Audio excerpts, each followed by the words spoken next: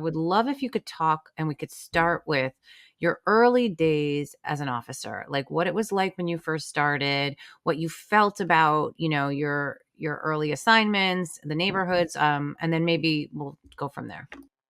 When I first started, it's actually funny. I started on Halloween, 1994. So I always felt like I put on a mask and I was playing a role. Like I was 19 years old. I just turned 19, but I started in State County Sheriff's Department. So I was courthouse security. But I still put on a uniform. I felt I grew a lot there. I'm glad did not get on the road at 19 because probably wouldn't be here. I mean, I grew up around some good people. I was there 4.5 years, and I had some happy moments there. But then I felt I'm a second generation cop. My father's a was a Patterson police officer. He retired in 1994 when I started the sheriff's department. So I always felt this need to follow in his footsteps, I guess, and go to Patterson.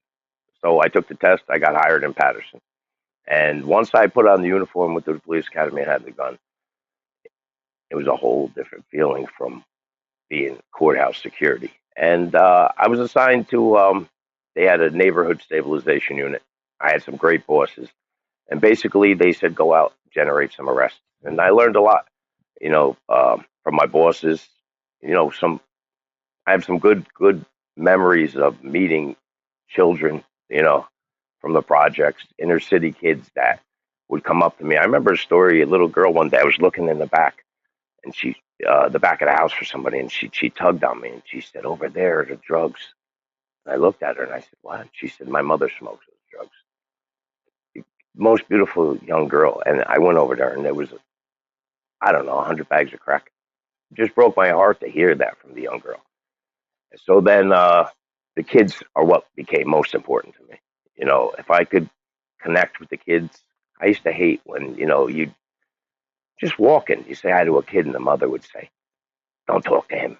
He's bad." Or even worse, if a kid was acting up and they see a cop and they say, "Oh, the cop, don't," or they just say, "Stop acting up. That cop's going to take you away." That used to break my heart because then if anybody was ever lost in trouble, they don't want to talk to the cop. They think they're in trouble.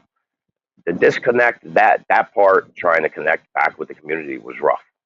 And then it became getting charged, criminally for doing your job. You go out, you make a good arrest, you come back to work the next day, you got an internal affairs report because they complained, you got charged with aggravated assault, whatever it is.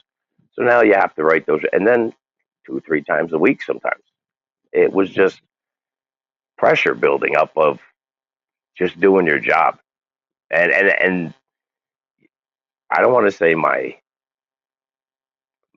definitely my life for the job was gone after 5 years where I was just like, what the hell is going on? You saw that there was nothing improving.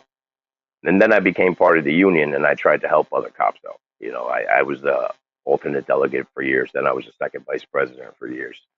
And everybody would call me. I would answer the phone and help everybody out. And that became my new zen. The phone always ringing and helping everybody. And then realized I was running from my You own felt problems. like you were, I was going to say, because you said you felt like you were put there. Your vision of what a police officer is to help the community.